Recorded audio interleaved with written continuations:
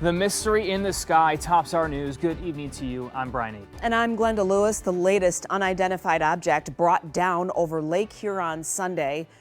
New video shows the fighter jet activity over the lake. The object is the fourth flying over North America to be shot down by U.S. authorities in the past 9 days. The others shot down over Alaska, South Carolina, and Canada. Several officials close to the investigation say at least 2 of the objects had, quote, possible payloads, the one over Canada and the other over South Carolina. And we're expecting new information in the coming days on that Chinese spy balloon that was shot down off the coast of Myrtle Beach. Earlier today, authorities were able to get a significant portion of the payload from the balloon. And this afternoon, the White House debunked any rumors of any otherworldly ties to these objects, saying there is no indication of alien or extraterrestrial activity. The White House now believes the object shot down over Lake Huron is at the bottom of the lake. Representative Alyssa Slotkin saying this morning the waters have been choppy, so recovery efforts have been difficult. National Security Council spokesman John Kirby saying that there has been such an influx because the U.S. has enhanced its radar capabilities after the initial Chinese balloon was spotted. We have team coverage tonight. Faraz Javid is standing by in Port Huron, where people living along Lake Huron are responding to that takedown. First, we do want to go to 7 Action News reporter Simon Shayket, who spent the day with travelers worried about their flights. Congresswoman Alyssa Slotkin speaking publicly today, saying NORAD has the authority to shoot down any object high in the sky that could interfere with air travel, and that is what happened over the weekend above Lake Huron.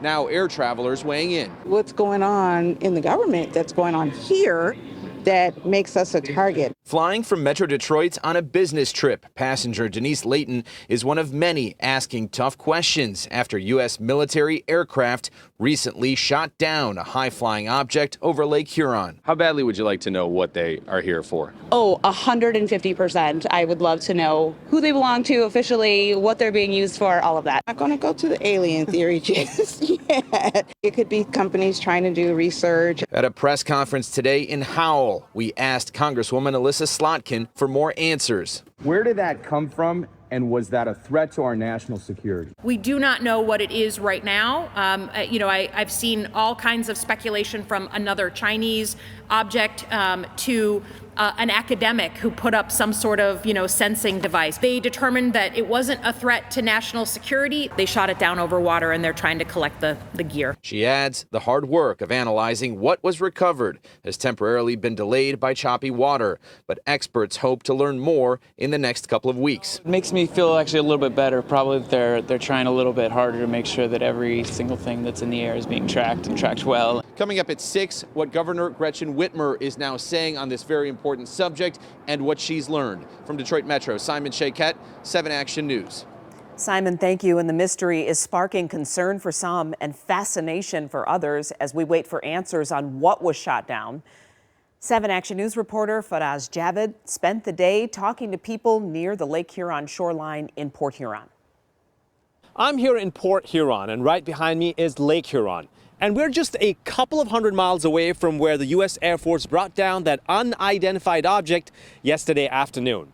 Now, while the investigation continues out there, here on land, folks I've spoken to are not too concerned about the incident, but worry about the message on social media.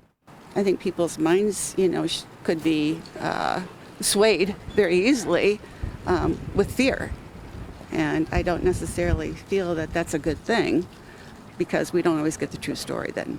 It's more of reason to find out the truth, right? Sure, right. Sure. Kathy Smith and Mary Kramer live near Lake Huron. That object, which the White House now believes may be in very deep water, has everyone here talking. Say if you had the opportunity to ask questions, with either an expert or a public official, what would you ask them? I guess first of all, I would ask them how concerned they were. So I think that if they could at least let people know that there's not any imminent danger to them, that would be a good thing. What about you? The honest level of national security. I did reach out to Michigan National Guard for comments. They had nothing new to share. I also tried connecting with researchers at Michigan State University, Michigan Tech, and Western Michigan University, but either they didn't have the answers or weren't knowledgeable enough to comment. But I did find retired U.S. Navy commander pilot Eric Isaacson, who also lives in the area. Are you concerned? Not at this time. You know, there's a wide range of possibilities that this could be. In such investigations, what is the protocol? How does it sort of get processed, and when are we really going to hear something concrete?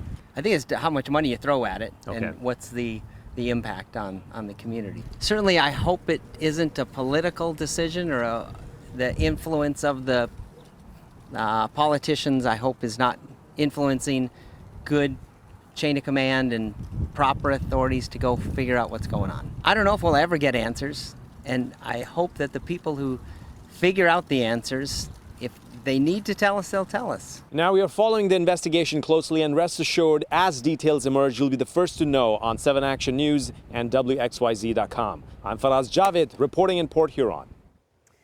And you can follow along with all of the up-to-minute information on this mysterious object. We have it right here on 7, also on our website, WXYZ.com.